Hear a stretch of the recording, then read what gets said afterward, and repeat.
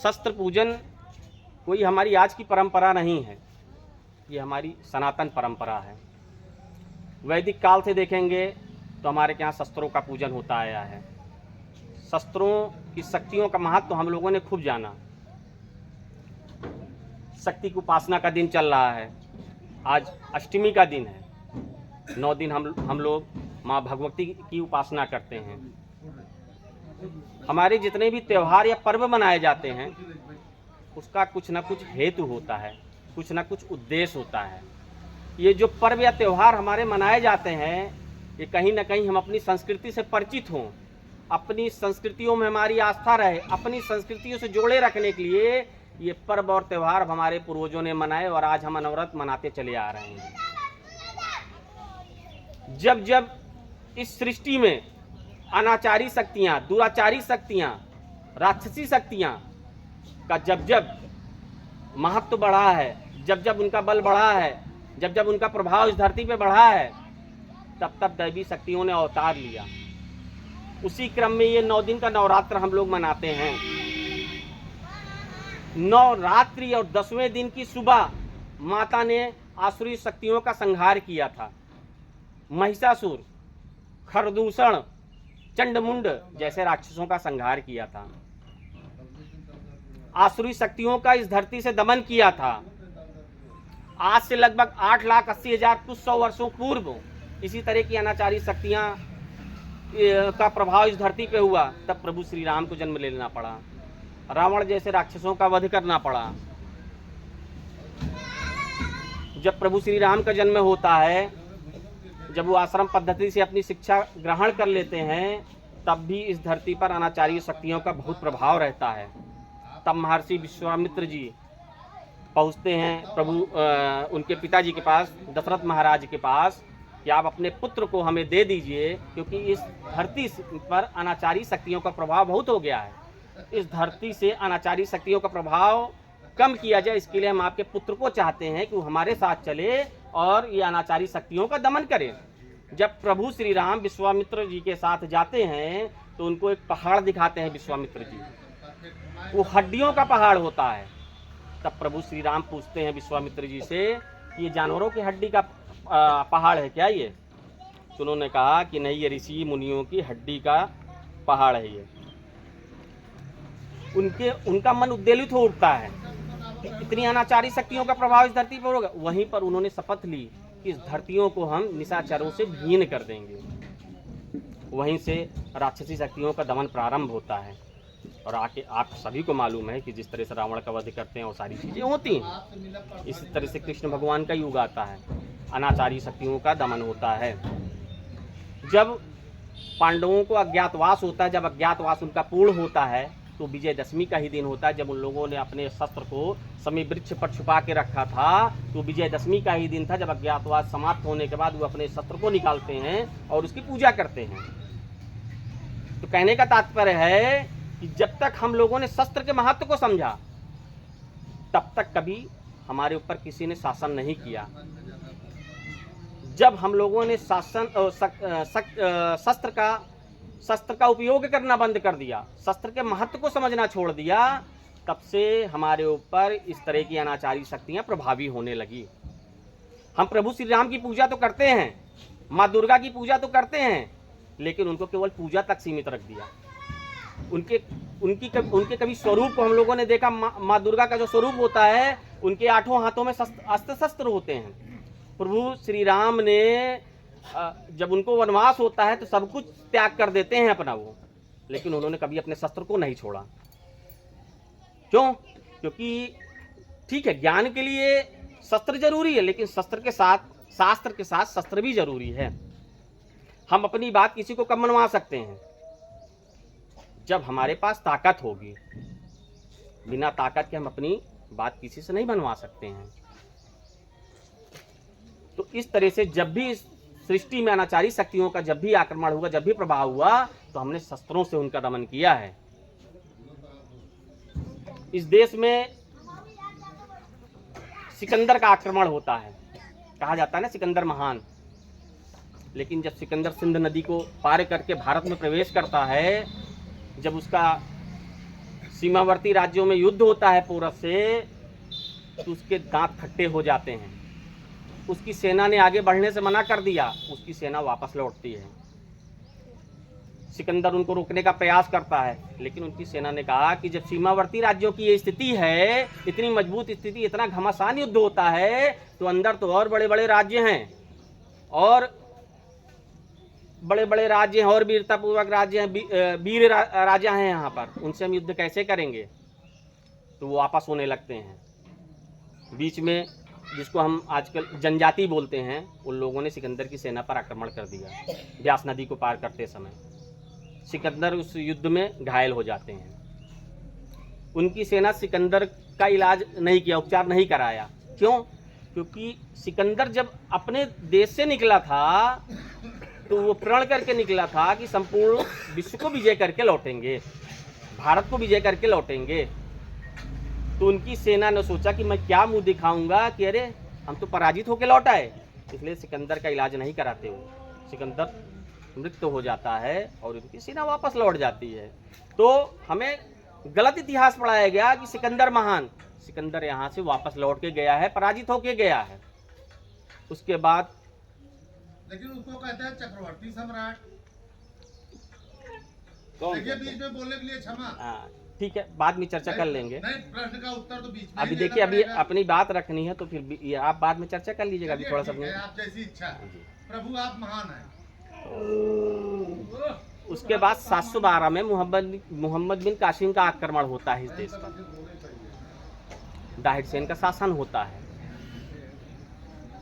तब जब एक राज्य पर आक्रमण होता है, देखिए कहाँ से विदेशी शक्तियों ने भारत पर कब्जा करना कहाँ से शुरू किया। जब अपना हिंदू समाज विकसित होने लगा, जब दाहिर सेन का सिंध का जो राजा था दाहिर सेन, जब उस पर मोहम्मद बिन कासिम ने आक्रमण किया, तो आसपास के जितने भी अपने राज्य थे, उन लोगों ने किसी ने भी दाहिर सेन का सहयोग नहीं किया। अकेले दाहिर सेन लड़ते रहे। अंतोगत्वा उस हिंदू राजा को दाहिर सेन से पराजित होना, मोहम्मद बिन कासिम से पराजित होना पड़ा। उनकी लड़कियों को बंधक बनाया जाता है। जयमल परमाल थी, उनकी लड़कियों को मोहम्मद बिन कासिम का सेनापति अपने साथ बंधक बना के ले जाता है, मोहम्मद बिन कासिम को सौंपने के लिए। अब आपको भी मालूम है कि ये जितनी अरबी संस्कृति थी, ये महिलाओं को किस दृष्टि से देखते थे। केवल वो एक महिला को भोग की, हम आप शक्ति की पूजा करते हैं, लेकिन जो अरब की संस्कृति थी, जो आक्रांता संस्कृति थी, वो महिलाओं को केवल भोग की चीज समझती थी। तो जब सूरमल परमाल को मोहम्मद बिन कासिम के कदमों में रखा जाता है कि लीजिए आपके लिए सुपुर्द है आपके सामने, तो जयमल परमाल ने कहा कि महाराज, मुझे आपके सामने सौंपा तो जा रहा है, लेकिन इन्होंने मेरा सिलभंग किया है। उनकी लड़कियों का उद्देश्य था, जिन्होंने मेरे पिता की हत्या की है, उनकी भी मैं हत्या करवा दूंगी। जब ऐसा बोलती है तो मोहम्मद बिन कासिम नाराज हो जाता है कि इनका भोग करके तुम मेरे पास लाए हो, वहीं पर अपने सेनापति की हत्या कर देता है। तो कभी क्या मोहम्मद बिन कासिम, या कह सकते हो अरब संस्कृति, अगर वहीं पर सारे हिंदू राजा वहीं पर खड़े हो जाते मोहम्मद दाहिर के साथ, तो आज शायद अरब की संस्कृति भारत में प्रवेश ना कर पाती। बहुत से राजा ऐसे होते गए। राणा सांगा जी थे, बाबर की सेना भारत में प्रवेश करती है, युद्ध होता है, कई दिनों तक घमासान युद्ध चलते रहते हैं। बाबर को लगता है, बाबर ने एक चीज फिर ध्यान दिया कि दिन भर तो ये सेनाएं साथ में लड़ती हैं, लेकिन जैसे युद्ध समाप्त होता है, जैसे सूर्यास्त की एक व्यवस्था थी अपने क्या, कि सूर्यास्त के बाद अपने क्या युद्ध नहीं होते थे। सूर्यास्त होता था, उसके बाद सारी सेनाएं जाके अलग अलग वर्गों में बट जाती थी। बाबर ने अपने गुप्तचर को भेजा कि दिन भर तो ये सैनिक साथ में युद्ध करते हैं, लेकिन रात को ये अलग अलग गुटों में क्यों बट जाते हैं। उनका गुप्तचर जाता है और आता है, कहता है कि महाराज, ये दिन भर तो युद्ध साथ में लड़ते हैं, ये सही है, अपने राजा के लिए लड़ते हैं, लेकिन इनके विचारों में बहुत मतभेद है। इनमें विभिन्न तरह के मतांतरों में बहुत भेद है। इनकी सोच अलग है। ये लड़ते तो साथ हैं, लेकिन भोजन अलग करते हैं। इनके अलग अलग गुट हैं, अलग अलग विचारों के गुट हैं। बाबर उसी का फायदा उठाता है और कुछ तो प्रलोभन के माध्यम से भेजता है कि आपको मैं इस राज्य का, अगर मैं युद्ध जीतता हूँ तो आपकी यहाँ की मनसबदारी दे दूंगा, यहाँ की रियासत दे दूंगा। कुछ तो ऐसे ही टूट जाते हैं। इस तरह से भी राणा सांगा की सेना टूटती है और इस तरह से भारत में प्रवेश होता है। ऐसे बहुत से उदाहरण हैं।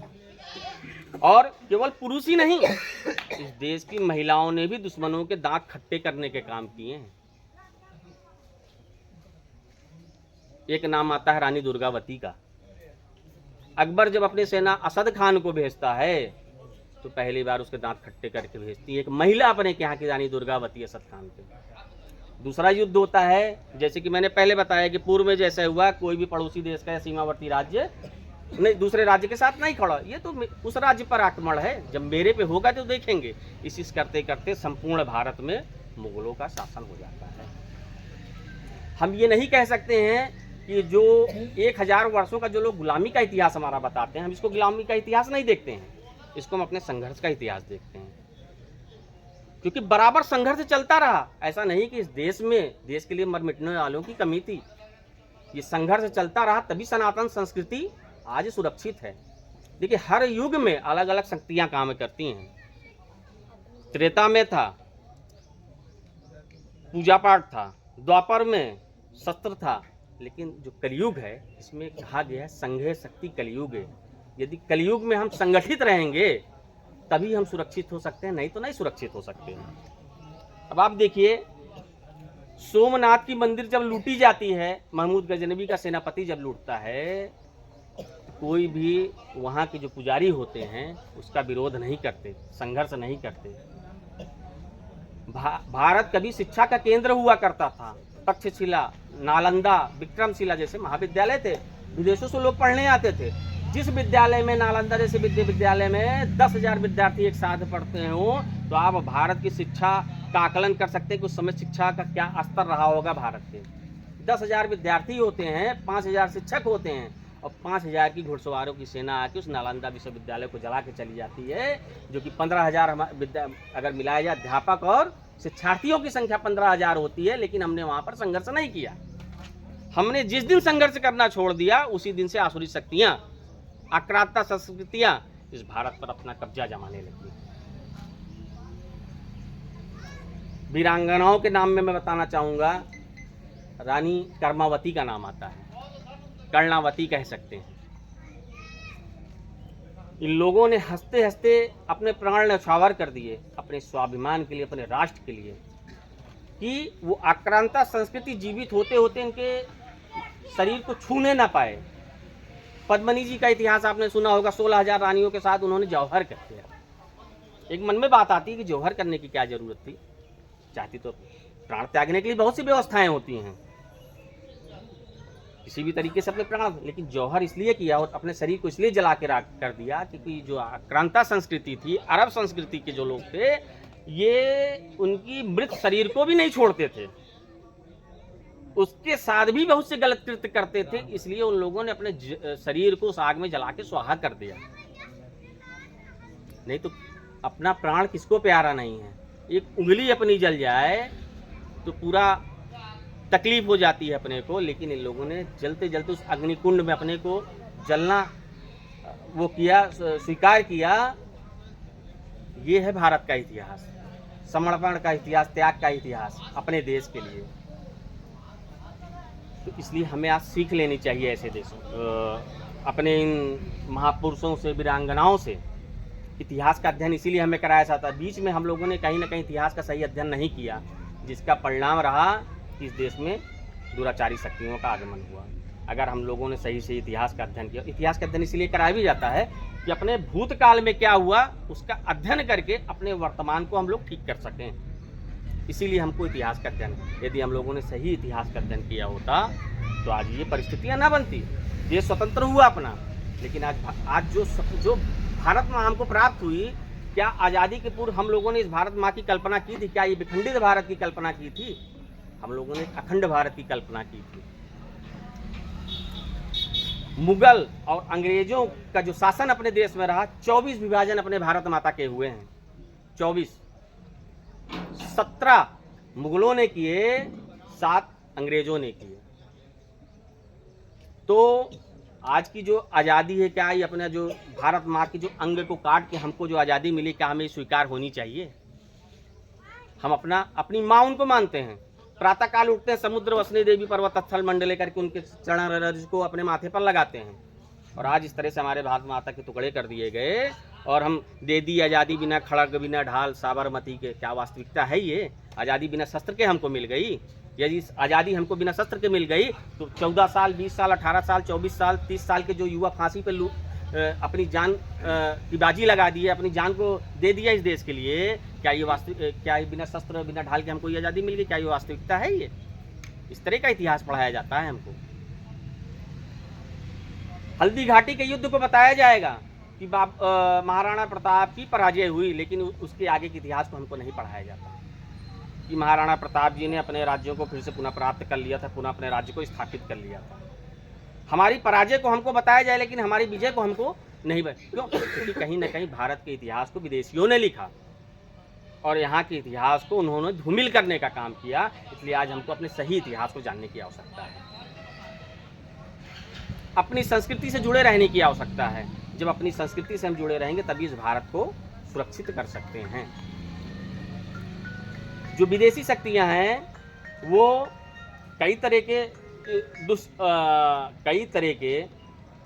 कह सकते हैं षड्यंत्र कर रहे हैं इस सनातन संस्कृति के लोगों के खिलाफ।